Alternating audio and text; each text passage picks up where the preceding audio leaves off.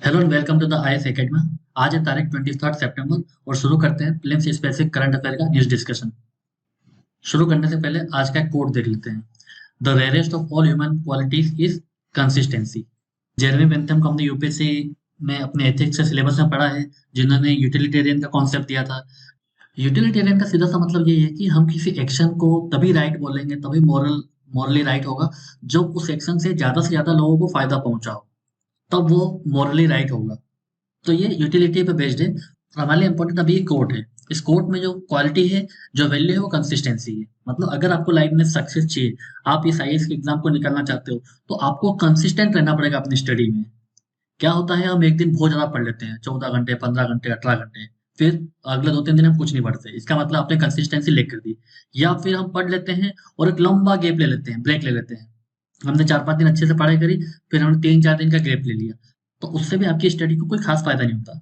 सबसे अच्छा तरीका यही है कि आप भले दिन में 8 घंटे पढ़िए, 10 घंटे पढ़िए, जितना भी आपको सुटेबल लगे उतना पढ़िए, पर उस कंसिस्टेंसी को दिन भर मेंटेन कीजिए। और पूरे वीकली, पूरे मंथली, और जब तक एग्जाम ना आ जाए तब तक आपको उस कंसिस्टेंसी को मेंटेन करना होगा। हमेशा इस बात को प्रूव करने के लिए आपको कछुए की और खरगोश की कहानी सुनाई जाती है। मतलब आपकी जो पढ़ाई का फ्लो है वो स्टडी होना चाहिए। अब शुरू करते हैं अपनी पहली न्यूज से। तो यह जो न्यूज़ है वो सुप्रीम कोर्ट के लाइव स्ट्रीमिंग को लेकर है। दरअसल क्या हुआ कि 27 सितंबर से आपको जो सुप्रीम कोर्ट की जो कॉन्स्टिट्यूशनल बेंच की जो हियरिंग होगी वो आप लाइव स्ट्रीम के थ्रू देख सकते हो। वैसे ये डिसीजन 2018 में ही आ गया था। स्वप्निल त्रिपाठी जजमेंट में सुप्रीम कोर्ट ने डिसाइड किया था कि सुप्रीम कोर्ट की हियरिंग की भी लाइव स्ट्रीमिंग होगी, और इसे आर्टिकल 21 ऑफ द कॉन्स्टिट्यूशन का पार्ट बताया कि ये राइट टू एक्सेस जस्टिस के लिए हेल्पफुल रहेगा। आर्टिकल 21 क्या कहता है? Right to life and personal liberty. तो ये सही है कि अम्ब्रेला आर्टिकल है, तो उसी के अंदर अब राइट टू एक्सेस जस्टिस भी है।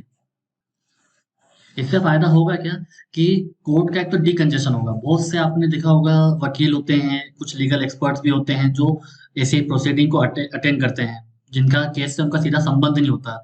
तो इससे कोर्ट में भीड़ बढ़ जाती है। और दूसरा ये कि कुछ लिटिगेंट्स होते हैं, वो हर बार हियरिंग के लिए आपको दिल्ली जाना पड़ता है।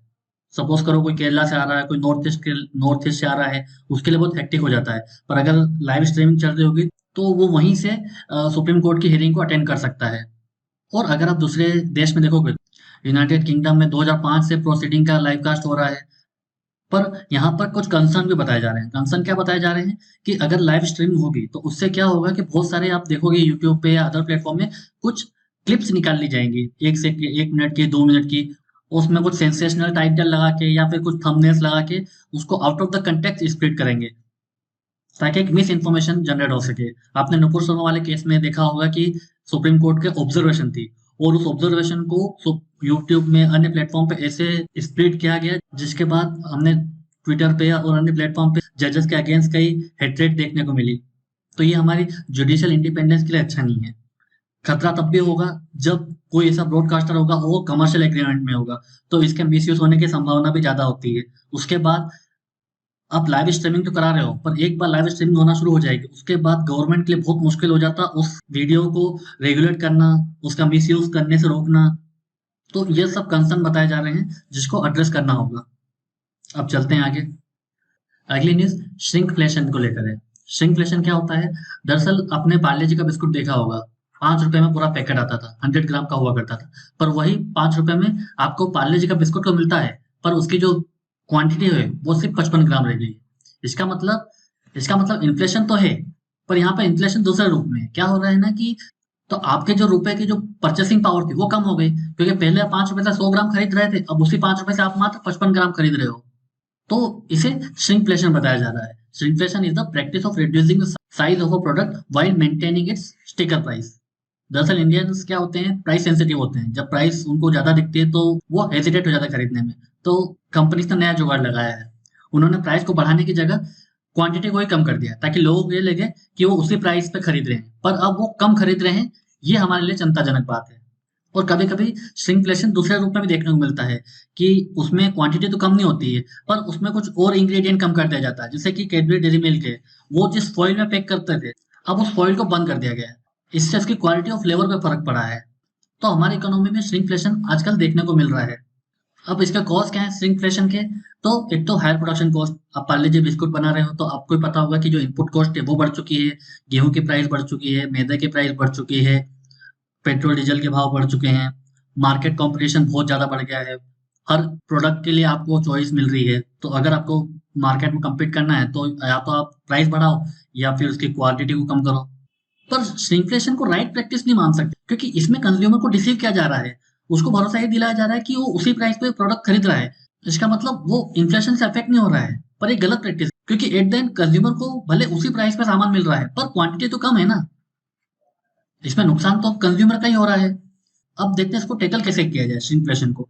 तो एक तो स्टैंडर्ड तरीका ये है कि आपकी जो मैक्रो इकोनॉमिक पॉलिसीज हैं उसे ऐसे इंप्लीमेंट किया जाए जो हमारी सप्लाई साइड कंस्ट्रेंट है उसे दूर किया जाए, क्योंकि हमारी जो इन्फ्लेशन होती है वो हमेशा सप्लाई साइड कंस्ट्रेंट से होती है, सप्लाई साइड से दिक्कत आती होती है। एक तो हमारा लॉजिस्टिक का कॉस्ट है वो हाई है, सप्लाई साइड स्ट्रीमलाइन नहीं है, तो इससे हमें इन्फ्लेशन देखने को मिल रहा है। तो ये तो टारगेट, ये तो स्टैंडर्ड तरीका हो गया। दूसरा ये कि जो कंज्यूमर प्रोटेक्शन एक्ट है 2019 का, उसमें राइट टू इन्फॉर्मेशन भी है। इसका मतलब हर कंज्यूमर का ये अधिकार होता है कि उसे quality, quantity, potency, purity, standard and price of goods के बारे में आपको ऑथेंटिक न्यूज होनी चाहिए उस कंज्यूमर के पास में। इसलिए सेंट्रल कंज्यूमर प्रोटेक्शन अथॉरिटी को गाइडलाइंस लानी चाहिए, जिसमें किसी भी कंपनी को अगर उस प्रोडक्ट की क्वांटिटी में कोई चेंज कर रहा है तो पहले से अपने कंज्यूमर को उस डिसीजन के बारे में बता दिया जाए, ताकि उसे किसी भी प्रकार के धोखे में ना रखा जाए। यूपीएससी जनरली जो भी न्यूज में टर्म्स रहती है, इकोनॉमिक टर्म्स, वो पूछती रहती है, तो हमें श्रिंकफ्लेशन के बारे में पता होना चाहिए। अब चलते हैं आगे। अगली न्यूज धर्मशाला डिक्लेरेशन को लेकर है। क्या है इस डिक्लेरेशन में खास? दरअसल हिमाचल प्रदेश के धर्मशाला में पर्यटन मंत्रियों की एक मीटिंग हुई, वहां पर ये धर्मशाला डिक्लेरेशन को अडॉप्ट किया गया। इस धर्मशाला डिक्लेरेशन का एक मेन ऑब्जेक्टिव ये है कि 2050 तक जो हमारी इकोनॉमी में टूरिज्म सेक्टर कितना कंट्रीब्यूट करेगा, $250 बिलियन, और 2030 तक 14 करोड़ एम्प्लॉयमेंट जनरेशन का टारगेट रखा है। इसलिए धर्मशाला डिक्लेरेशन अडॉप्ट किया गया है। इस धर्मशाला डिक्लेरेशन में सस्टेनेबल और रिस्पॉन्सिबल टूरिज्म को बढ़ावा देना है, ताकि इंडिया को टूरिज्म के सेक्टर में ग्लोबल लीडर बनाया जा सके बाय 2047 तक। अभी टूरिज्म में इंडिया का स्टेटस क्या है? अभी आप इंडिया को देखोगे तो इंडिया की जो रैंक है वो 54 रैंक है 117 कंट्रीज में, जो वर्ल्ड इकोनॉमिक फोरम जो रिपोर्ट निकालता है। ये रैंक थी 2019 में 46, मतलब हमारी रैंक अभी भी बहुत नीचे है, हमें इसे इम्प्रूव करना होगा। फिलहाल में इंडियन जीडीपी में टूरिज्म का कंट्रीब्यूशन 6.8% है, और ये 39 मिलियन जॉब टूरिज्म सेक्टर से आती है। पर इंडिया में टूरिज्म को लेकर बहुत चैलेंज है। सबसे पहले तो जहाँ जितने भी टूरिस्ट प्लेसेस हैं वहाँ पे आपको इंफ्रास्ट्रक्चर की बहुत कमी आएगी, ट्रांसपोर्ट की कमी देखने को मिलेगी। एमपी में जो भीमबेटका केव है वो यूनेस्को साइट है, उसके बावजूद भीमबेटका जाने के लिए आपको बहुत जद्दोजहद करनी पड़ेगी। यहाँ तक कि जो एमपी की राजधानी है भोपाल, वहां से भी आपको भीमबेटका जाने के लिए कोई स्पेशल अरेंजमेंट नहीं करी गई है। तो ऐसी कई जगह है भारत में जो यूनेस्को साइट है या फिर बहुत हिस्टोरिकल प्लेसेस हैं, वहां तक आपको ट्रांसपोर्ट का या फिर इंफ्रास्ट्रक्चर की बहुत कमी देखी जाती है। हालांकि गवर्नमेंट ने कई सारे स्टेप भी उठाए हैं, जैसे कि ड्राफ्ट नेशनल टूरिज्म पॉलिसी। इसका टारगेट ये रखा गया है कि हमें जो टूरिज्म सेक्टर है उसको 1 ट्रिलियन की मार्केट बनाना है बाय 2047 तक।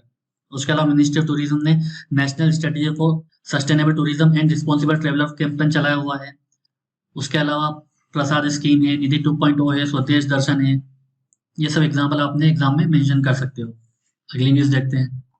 अगली न्यूज नक्सलिज्म से रिलेटेड है। हुआ क्या कि बिहार में जो सीआरपीएफ के डीजीपी हैं उन्होंने बोला है कि बिहार को अब नक्सलिज्म से मुक्त करा लिया गया है, और झारखंड में भी बहुत हद तक नक्सलिज्म अब कम हो गया है।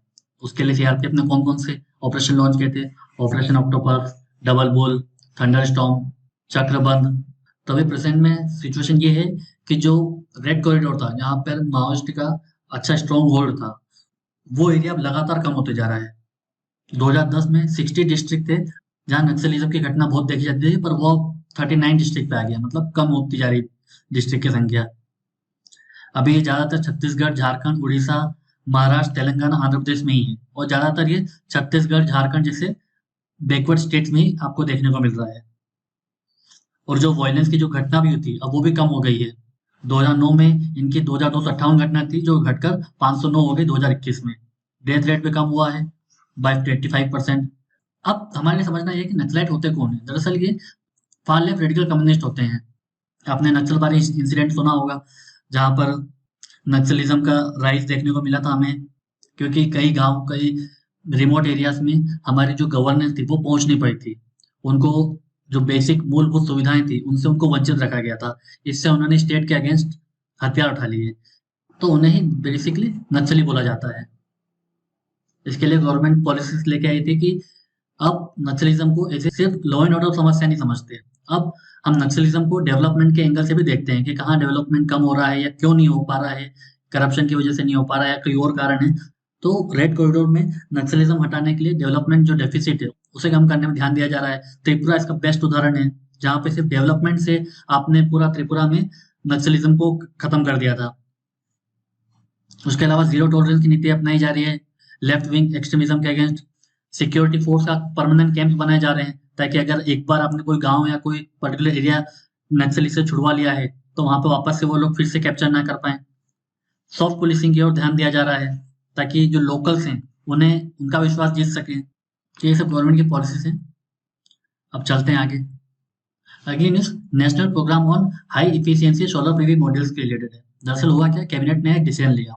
उस डिसीजन में ये था कि इस स्कीम के लिए गवर्नमेंट ने 19,500 करोड़ का पीएलआई स्कीम की घोषणा की है। मतलब अब अपने देश में सोलर पीवी मॉड्यूल्स के प्रोडक्शन को बढ़ावा देने के लिए गवर्नमेंट 19,500 करोड़ का इंसेंटिव देगी, ताकि हम 500 गीगावाट की सोलर एनर्जी को जनरेट करने के लिए डोमेस्टिक सोलर मॉड्यूल्स का यूज करें, और इससे हमारे देश में प्रोडक्शन बढ़ेगा और एम्प्लॉयमेंट भी बढ़ेगी। तो ये इस डिसीजन का मेन ऑब्जेक्टिव था। तो अभी सिचुएशन ये है कि सोलर पीवी जो होते हैं हमारे देश में मैन्युफैक्चर होते हैं, पर बहुत हद तक हम इसको इंपोर्ट भी करते हैं, और चाइना इसका सबसे बड़ा मार्केट है। क्योंकि अगर आप पर्टिकुलर ईयर में देखोगे तो 72 गीगावाट की जो सोलर पीवी मॉड्यूल्स है वो अकेले चाइना प्रोड्यूस करता है। तो अगर हमें चाइना में अपनी डिपेंडेंस कम करनी है, या फिर हमें डोमेस्टिक प्रोडक्शन को बढ़ावा देना है, हमारे अपनी इकोनॉमी में जॉब जनरेट करनी है, तो हमें हमारे जो डोमेस्टिक मैन्युफैक्चरर्स है उन्हें फाइनेंशियल इंसेंटिव देना होगा। सोलर पीवी मॉड्यूल्स क्या होते हैं? ये फोटोवोल्टिक सेल्स होते हैं जो सोलर एनर्जी को इलेक्ट्रिक एनर्जी में ट्रांसफॉर्म करते हैं। इसमें सेमीकंडक्टर यूज होता है, जैसे कि क्रिस्टलाइन सिलिकॉन। अब इस स्कीम के बारे में जान लेते हैं। National programme on high efficiency solar PV modules ये किस मिनिस्ट्री के अंदर आता है? Ministry of new and renewable energy के अंतर्गत आता है। स्कीम का मेन एम ये है कि ऐसा इकोसिस्टम बनाना हमारे देश में, ताकि इन high efficiency solar PV modules का प्रोडक्शन इंडिया में ज्यादा से ज्यादा हो सके, ताकि इंपोर्ट कम हो सके और रिन्यूएबल एनर्जी को बढ़ावा मिल सके। इसके लिए पीएलआई स्कीम का सहारा लेगा। पीएलआई स्कीम होता है क्या, बेसिकली 2020 पे लॉन्च की गई थी हमारे देश में मैन्युफैक्चरिंग सेक्टर को बढ़ावा देने के लिए, खासकर सेमीकंडक्टर या ऑटोमोबाइल और ये मोबाइल मैन्युफैक्चरिंग के सेक्टर में इनको बढ़ावा देने के लिए पीएलआई स्कीम लॉन्च की गई थी। इसमें ऐसी इंडस्ट्री को फाइनेंशियल इंसेंटिव देती है जो वैल्यू एडिशन कर रही है या ज्यादा प्रोड्यूस कर रही है। इस स्कीम के बेनिफिट क्या क्या है? तो पहला बेनिफिट ये है कि हर साल आपको 65,000 मेगावाट की एनर्जी जनरेट करने के लिए जितना सोलर पीवी मॉड्यूल्स होंगे वो डोमेस्टिकली मैन्युफैक्चर होने चाहिए। उसके बाद एम्प्लॉयमेंट जनरेट होगी, डायरेक्ट इन्वेस्टमेंट अट्रैक्ट करेगा, क्योंकि आपको फाइनेंशियल इंसेंटिव दिया जा रहा है, तो अन्य देशों की कंपनियां हैं वो भी यहाँ पर अपने मैन्युफैक्चरिंग यूनिट लगा पाएंगी। हमारे देश में अगर सोलर पीवी मॉड्यूल्स प्रोड्यूस होंगे तो इंपोर्ट का 1.37 लाख करोड़ हम बचा सकते हैं। हमारे देश में सोलर पीवी मॉड्यूल बनाने से रिसर्च और डेवलपमेंट सोलर मॉड्यूल्स के क्षेत्र में और बढ़ेगा।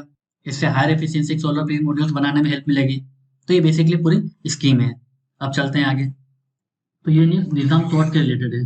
दरअसल हुआ क्या कि ग्लासगो की एक म्यूजियम है, ग्लासगो लाइव, वो इस सेरेमोनियल स्वॉर्ड की, जो कि निजाम की तलवार बोली जा रही है, वो इंडिया को वापस देने जा रहा है। टोटल 7 चीजें ऐसी हैं जो ग्लासगो लाइव म्यूजियम में जो इंडिया की है वो इंडिया को वापस दी जा रही है। उसमें से एक ये तलवार भी है, जिसे निजाम की तलवार बताई जा रही है। अब जानते हैं इस तलवार के बारे में।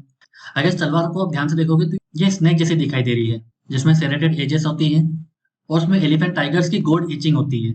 ये तलवार पहली बार निजाम ऑफ हैदराबाद ने 1903 में वो दिल्ली दरबार में एग्जिबिट की थी, जब किंग एडवर्ड 7 का कोरोनेशन हुआ था दिल्ली में। उसके बाद 1905 में इस तलवार को ब्रिटिश जनरल ने महाराजा सर किशन प्रसाद से खरीद लिया था। उस वक्त ये प्राइम मिनिस्टर ऑफ हैदराबाद थे। तो ये निजाम की तलवार की आपको ब्रीफ में हिस्ट्री बताइए।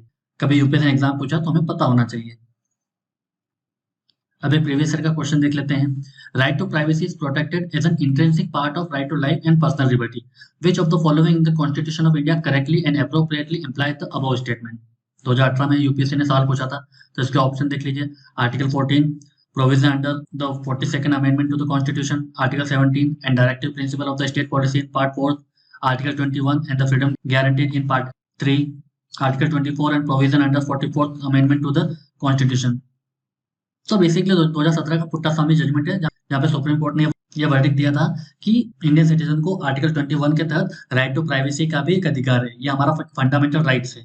आर्टिकल 48 राइट इक्वलिटी की बात करता है, ये अनटचेबिलिटी की बात करता है, चाइल्ड लेबर की बात करता है। तो अगर आप इसमें प्राइवेसी को छोड़ भी दें तो यहाँ पर साफ साफ मेंशन है right to life and personal liberty, ये आर्टिकल 21 ही है। तो इसको आप इजीली हैंडल कर सकते थे। इसका आंसर है सी। ऐसे ही और वीडियो के लिए आप हमारे चैनल को सब्सक्राइब कर सकते हो। इसके अलावा हमारा इंस्टीट्यूट एक मेंटरशिप प्रोग्राम रन कर रहा है जिसमें आपको 2 डेडिकेटेड मेंटर्स प्रोवाइड किए जाएंगे। पहला आपका एकेडमिक मेंटर होगा, दूसरा आपका फॉलोअप मेंटर होगा जो आपकी स्टडी को प्रोग्रेस को ट्रैक करेगा।